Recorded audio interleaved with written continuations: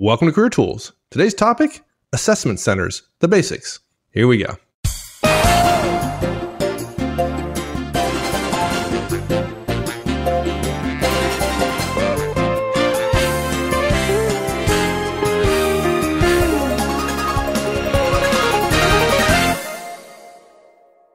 All right, Mark, I must tell you, generally when we talk on manager tools or career tools, I have some direct experience. I know what we're talking about. I've done it before. Now, I may not be able to articulate it as well as you, but I've done it. I understand it. Yeah. And I got to tell you, never done this an is the first assessment center, time right? assessment centers I know nothing about. I've never been to one. I've never used one.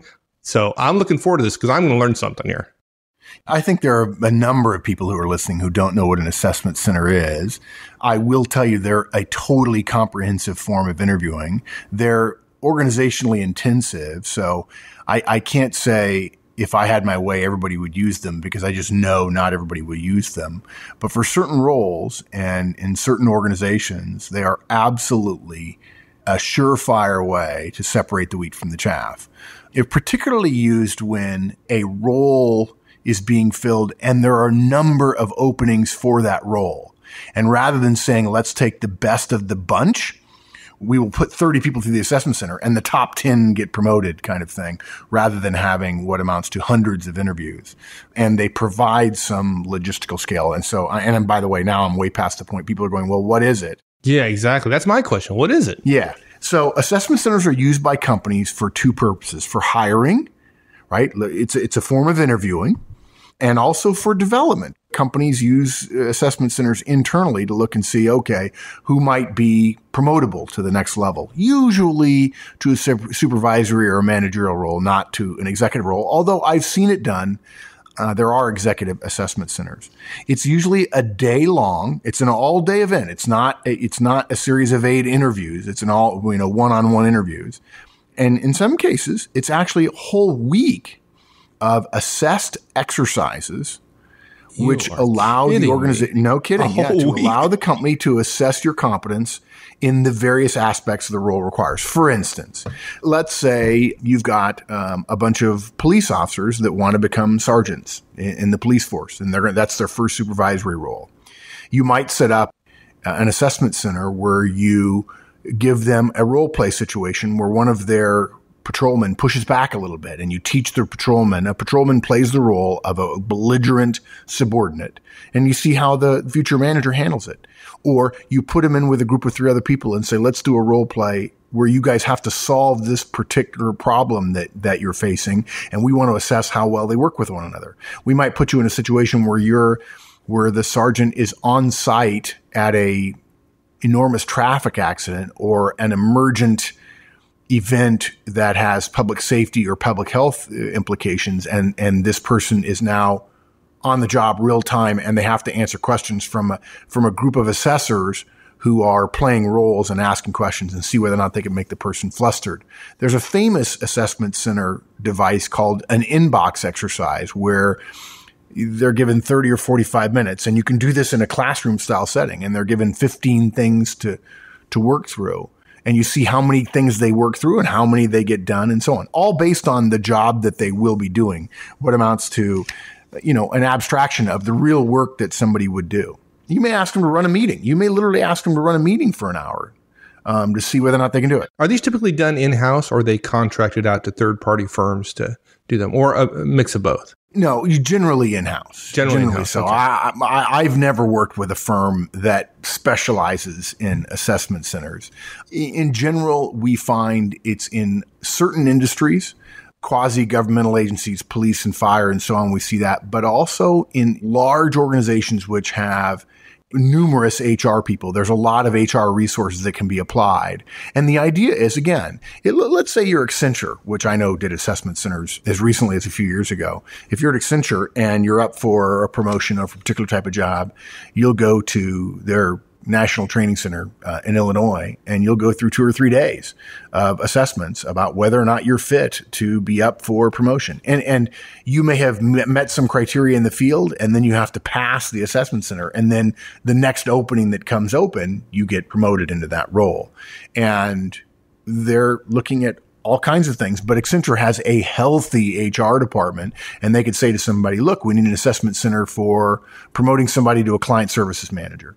And you've got 4 people working on it. You have a year. We want external validation. We want testing. We want personality profiles. We want behavioral profiles. We want running a meeting. We want client interaction. And it's a project. It's a 6-month project to produce an assessment center that the organization believes will fairly and accurately predict who will be effective in the next role. Wow. Now, in this cast, though, today, really all we want to do is just give basic guidance on the effective behaviors in assessment centers overall, in general. This is a basics cast. In the future, we're going to look at specific types of exercises, the pitfalls, and so on. The inbox exercise is a classic one. And I know a lot of young professionals who have gotten an inbox exercise and just failed completely. And frankly, this will surprise some people. This is horsemen now. This is the single biggest cause of failure on the inbox exercise in the last 25 years that I've seen among young professionals is believing it's like an email exercise. In other words, people process their inbox the way they do email, and they don't have any strategy for it. They don't have any plan for it. And they go through the first one, and it may be sort of an intensive thing, but it's low priority, but they don't prioritize that relative to the 5th thing in the box, which is, my God, the building is burning down. Please get out. Right. And they're happy to have finished the first 3 things, but the fifth thing was lose your job kind of stuff. No triage happening there, right? Yeah, no, exactly. Triage is a great way to describe it. It's something we teach. Triaging an inbox exercise. Yeah. Good. Well, I wish you hadn't brought up the inbox exercise because I know a lot of people right now. Yeah, tell me about that. Tell me about that. Yeah. Okay. All right. So what are we going to talk about today specifically? What's our agenda? Yeah, look, we got, in terms of the basics, there are 3 things we want to be clear with people about. Number 1, you got to prepare yourself. Number 2, I hear this every once in a while. Folks, it's an interview. If your picture of an interview is 2 people in a room talking to one another, one person with a job, the other person wanting the job, your scope of potential interviews is too narrow. And we always tell people, look, the interview starts, when you're within 100 meters of the building and people can know whether or not you're, what you're wearing in advance. And the third point is real simple. Folks, this happens all the time. People think that, the model is a bit like interviews. And so I'm going to go through a series of exercises, which are like interviews. And when I'm not in the exercise, I'm not being evaluated. Wrong. You are being assessed all the time. Your interactions with fellow assessment center members, whether you treat them with respect and dignity and kindness and friendship and helpfulness, all matter enormously. Good. Okay. For people like me, for example, who are just learning about assessment centers, how do we prepare ourselves for that? Obviously, our recommendation is to find out as much as you can about what's going to happen and use that information to prepare yourself. The fact is, folks, in our experience, companies which use assessment centers, either for promotions or for external hiring, provide quite a lot of information about the format and timing of the day, and sometimes specifically even give candidates, whether internal or external, the list of exercises that are going to be used. Whatever information you can find out, and can I say network? Can I get a bid of $1,000 billion on network? If this is an internal promotion opportunity and you don't know anybody else in the company, if you don't know anybody who's been through it because you haven't built your network, you are literally the grasshopper and not the ant. And you're going to starve this winter while the ant is fine because somebody's been through it and they can say, oh, that's easy. The assessment center, everybody's all scared about it. There are 4 things you got to do. You got to do A, you got to do B, you got to do C, you got to do D. And the person goes, wow, thanks. And then the person who has the network at least gets that. And then the next thing is, well, how do you do on it? Oh, well, I'll tell you what I did. Well, that might be good to know. Somebody who made it through the assessment center, what they did to be successful. So let's share some basic things that you need to look for. When and where is the assessment center going to be, right? Is there any specific information about dress, about attire? And generally, development type assessment centers are held in outdoor centers and may actually involve activities which mean getting dirty. Manager tools, career tools, we don't recommend that. We think those things are ineffective unless you're a special forces soldier or if you're a policeman or fireman, obviously. But are you required to take any paperwork? Are you required to take particular identification to the event? If you're going to be outside of Chicago for 3 days and you're going to be staying at a hotel, you got to take a notebook. You got to take notes. You got to have your resume. You got to prepare. You got to assume you're going to be, there's going to be some time for you to do some work and to meet with other people and so on. Take care of all the logistical basics first. Get those out of the way. And if you get the administrivia out of the way, this is when it starts. This is where I'm going. This is where it's going to be. Here are the basics as I understand them. It's one less thing to worry about. And then you can say, okay, I can handle all that. Now let me focus on the measurable part of the day, which is to say the exercises themselves. Look, review the information you have and find out what's going to be assessed and how. Most of the assessments you take are going to be timed. Being told that there's 12 minutes and you have 30 questions to answer in pencil is naturally going to cause a lot of people to go, wow, this feels like school. Well, it is in the sense that it's a test, and a better grade means a better future for you, all things being equal, if you're interested in it. Look, you can find out what the tests will be. That'll allow you to practice in advance. The more comfortable you are with the kind of tests, the assessments, that are going to be done on you, they're going to be used, the easier the event will be. There is a website, SHL, Sierra Hotel Lima Direct.com. There's some practice tests. There are literally some examples of assessment center type stuff out on the web. There are books at Amazon. If you go to Amazon and search assessment center, you'll find some. One of them I saw a number of years ago. It's about police assessment centers. And you might think, oh, I'm not a policeman. Well, the police assessment center comes from corporate assessment centers with things like inbox exercises and decisions about how to manage a team and budgeting assessments as well. And look, something else. One of the things on SHL Direct is they actually have the official names for the tests on it. So if you're told you're going to be having a verbal reasoning test, and by the way, companies tell you that and tell you nothing more, knowing full well that you probably don't know what that is. And there's a part of all of us that knowing the name of something but not knowing what it is worse. It's the Voldemort test, I guess. Knowing the name but not being able to know what it means is not good. But look, you can look it up on this website and you can see what you're going to be asked to do. So these tests are similar across different companies, different industries. There's a common vocabulary around what these tests are. Absolutely. Yeah. And we don't want to get into it now. We just want to explain it. And in future casts, when we talk about assessment centers, we could do it all at once and it would be a 4-hour cast, which nobody wants. So we want to take it, this is how you eat an elephant in small bites. Now, look, research has shown that it's possible to get better at these kinds of tests with practice. And companies do not promote or not hire people because you make a mistake in an assessment center. Assessment centers are fine with mistakes. I've sat on 20 assessment center boards and never have I had somebody do things perfectly. And frankly, a big part of the board is the impression that each person leaves with the board members, which of course by definition is not black and white. He was perfect or she was perfect or not. But the thing is, you're probably pretty smart if you're listening.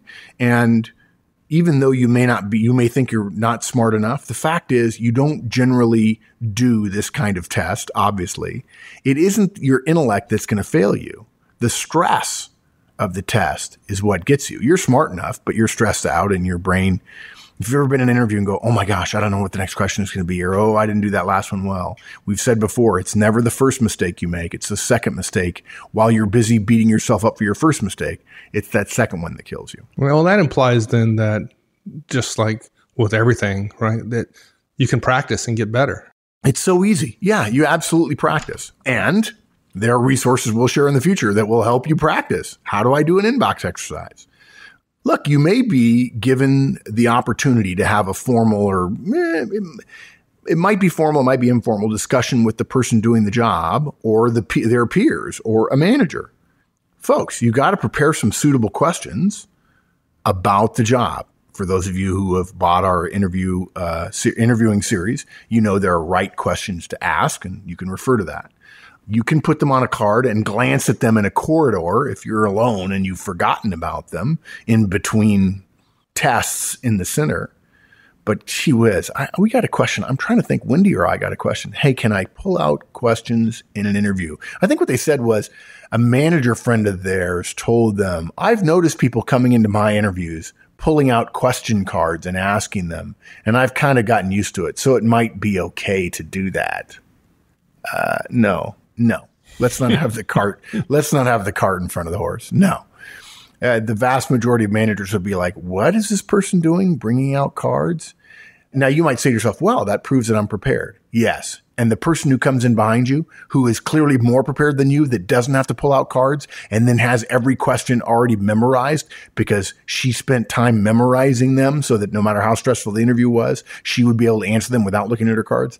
Oh, sorry. No credit for your preparation. You just got trumped by somebody who's more prepared than you. Yeah, I think pulling him out in the middle of an interview says other things than being prepared, like just not aware of your surroundings or appropriate behavior. Right. Yeah, as much as we talk about the millennial generation and the whole really lie that's been foisted on large organizations that we need to treat millennials differently as a group, as if we would manage women or Asian Americans differently as a group because they're women.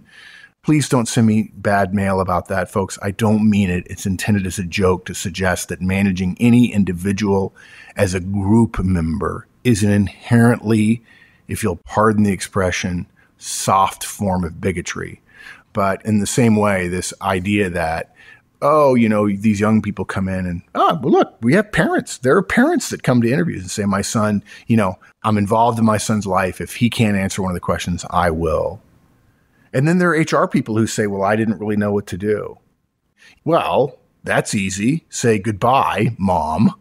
Right. Oh, I didn't want to hurt her feelings. Okay. So let me make it easy for you. I'm going to use one of my blackballs and I'm going to blackball that kid whose mom came to the interview, not because his mom came to the interview, but because you didn't interview him very well. If you let their mom sit in and answer questions, my gosh. Yeah, same thing. Don't pull out your cards. It's as if your mother wrote them for you. Don't do that. But this is an interview. I think some people might make the mistake. They think this is not an interview. And there are some things that we recommended in the past that you do when you go to an interview. Like, for example, wearing a suit. So are you suggesting in fact that those things apply as well? Wearing a suit to an interview? Yeah. Yeah. Okay. And let me go even further. Here's what I think. The way to think about assessment centers, folks, is they're an interview on steroids. And what I mean by that is that the assessment center is designed to avoid having a person who is verbally facile and can handle 8 one-hour-long interviews and look good in the beginning. And they want to get past that and find out whether or not you have the stamina that a true professional needs to have. There are people who, even if being interviewed by an interviewer who uses the Manager Tools interview creation tool, for instance, whether or not they've used our interviewing series, although certainly there are people who have, and people continue to write us notes saying it changed their life. But there are people who can game the system and be effective interviews. It's really hard to game the system for 2 or 2.5 days. If you're gaming the system, some of that uncertainty or some of that questionability is going to come out in the assessment center. But it is an interview. The entire thing is an interview. Let me put it this way. Here's a way to think about it. Even if we call it an assessment center, we could call it Candyland. It doesn't matter. If you have failure anxiety about an assessment center that makes it seem like an interview to you, that's all you need to know, and you need to prepare just like you would have for the other thing that causes you failure anxiety, which of course is an interview. Yeah, you wear a suit. You're your best self. If it's held in an office building, a suit is absolutely the right clothing to wear. Look, folks, I don't know. Can I say it again? Even if the invitation says business casual, we had a good friend of ours recently write in, hey, it's a programming company. I don't want to be dumb, but just in case, should I still wear a suit? And I wrote back one word, suit. And the person wrote back, I knew that. Why am I having to write? And he subsequently told me, said, I can't believe I asked that. I can't believe I exactly. I look, we're not upset at you. We're just telling you, we're going to be we read all these articles and by the way, from people in creative roles and technical roles and everything else. And they say, no, this is Silicon Valley, or no, this is advertising. No, this is such and such. And then you talk to somebody who's really successful and say, oh no, it's a suit. No, you just wear a suit. That's what you do. You wear a suit. A suit says, I'm taking this process seriously. Okay. Even if you wouldn't wear a suit in your work with that company, you would wear a suit. And a suit means a jacket and trousers or skirt made from the same cloth in the same color and worn with a shirt and a tie or a blouse. A suit is not khakis or chinos and a blazer with or without a tie. That's not a suit. And there are people who say, there are women who say, well, Mark, that's actually suit is a little bit more broad than that in women's fashion. And they're right. They're absolutely right. But I'm talking about a business suit, which is to say matching cloth bought together, not separates that happen to match or appear to match simply because they're so close. Look, being your best self, being in an interview means you've got to be polite. You've got to be helpful to everybody, including the other candidates. One of my favorite stories is a psychological test that was done on some seminary students who were asked to prepare a presentation on a particular, I want to say on a passage, and I may be misremembering this, but I want to say the passage. They had to prepare a short talk for a group of senior clerical folks or people in the church. And I believe the topic was on the Good Samaritan, the parable of the Good Samaritan, the Samaritan who helps the person who's hurt. And it's all staged at this seminary. And someone rushes in shortly before into the waiting area and says, "Oh, I'm sorry, there's been a mistake. You have to hurry. You're late." And they leave this waiting area, a conference room or something, to go walk 50 meters or 50 feet to this other room where they're going to have this presentation. And as they leave the room in order to rush to get to their now delayed but totally made up presentation they're having to give, they encounter someone on the path who is in need of help. And no offense, but many of the seminarians walk right by the person because they're too busy. They're late. And I've seen this happen at assessment centers. People think that they're being assessed in the centers. They don't think there's an eye in the sky. They don't think they're being judged. They're being evaluated. They're being tested. They're being put to the ringer every second that they're there, including the hotel the night between day 1 and day 2 or days 2 and day 3. So companies that hold assessment centers usually do so at a couple of levels. At lower levels, there are usually multiple jobs available. I think I said this before. A company might hold an assessment center for a call center where there are 5 or more jobs available for entry level or for a managerial position. The candidates you meet are therefore, think about this for a moment now, folks. They're not entirely your competition. You're being assessed against a standard, and it's the standard you have to beat. It's in your interest to demonstrate your ability to get along with other people. So that's where the politeness, the professional courtesy, the kindness, the decency, the ability to have a conversation with each other and to wish each other well. Hey, good luck. I remember, I'll never forget interviewing at a company and telling somebody, hey, good luck. He's like, wow, I don't know, there may be one job. I said, look, I best man wins. I hope you do well. Right? And in my head, I'm comfortable having 2 thoughts in my head. I hope you do well. And dude, I'm going to bury you. Right. But the fact that I want to bury you doesn't keep me from saying, hey, do your best. And if in fact my statement to a fellow candidate causes them to step up on the highest platform they ever have and they beat me fair and square, I'll be the first person to shake their hand. I mean, the world is an abundant place and I don't feel like I lost. I just think that they won. And there'll be other chances and I'll get them later. Yeah. But me making conversation during the interstitial parts of your day. Holy Toledo. You can't walk out of a session and plop down on the couch and go, that's done. What's next in an hour? Oh, good. We've got some free time. I got to go have a smoke. When you're helping other people or you're being friendly to others, I assume that the assessors they see that, right? They're making judgments based upon that. It's not simply always. your skills or how well you do on the test. Always. It's all that stuff. In fact, a friend of mine who has Accenture once said, I call our assessment center the land of the raised eyebrow. And I said, what? He says, look, we're walking around all the time mingling. The first day, some of the people don't know who's being assessed and who are the assessors. Ooh, good and point. you get a bit of a chat. And every once in a while, somebody says something untoward or something that's revealing. And you're like, whoa. And it's just like you mentally raise an eyebrow and then you check their name tag, right? The game is over before it has begun.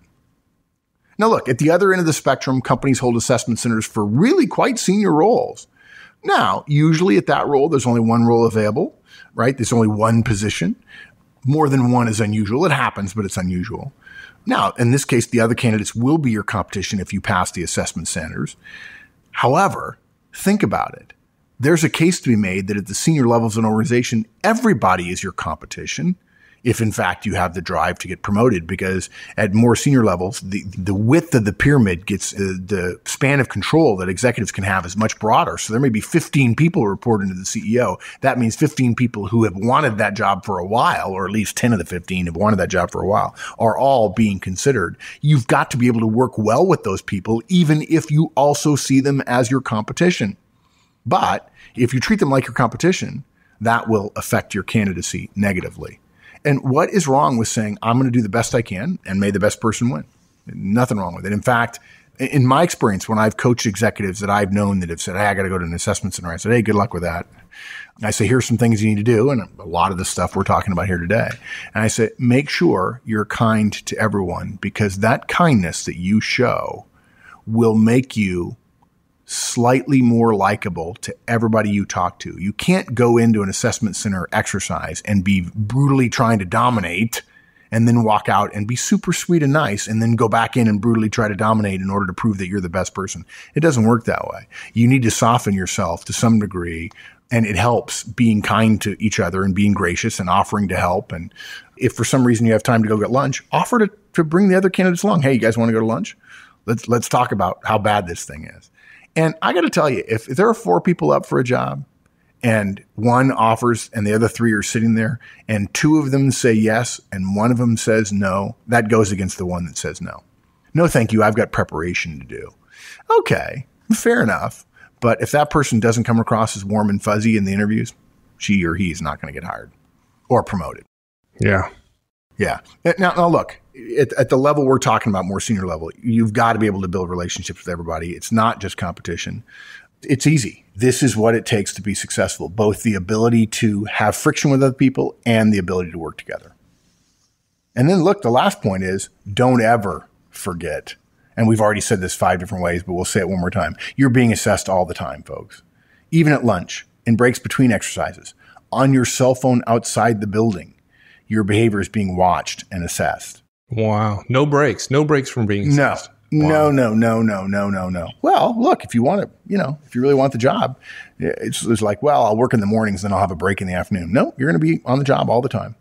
It makes sense, right? Because if you're going to fake it, you can't fake it for 2 or 3 days. Yeah, exactly. That's the point. Let your hair right? down at some point. You're going to say something negative, and there it is. That's what I didn't make as clear as I could have earlier, right? There are some people who can get through an interview or 2.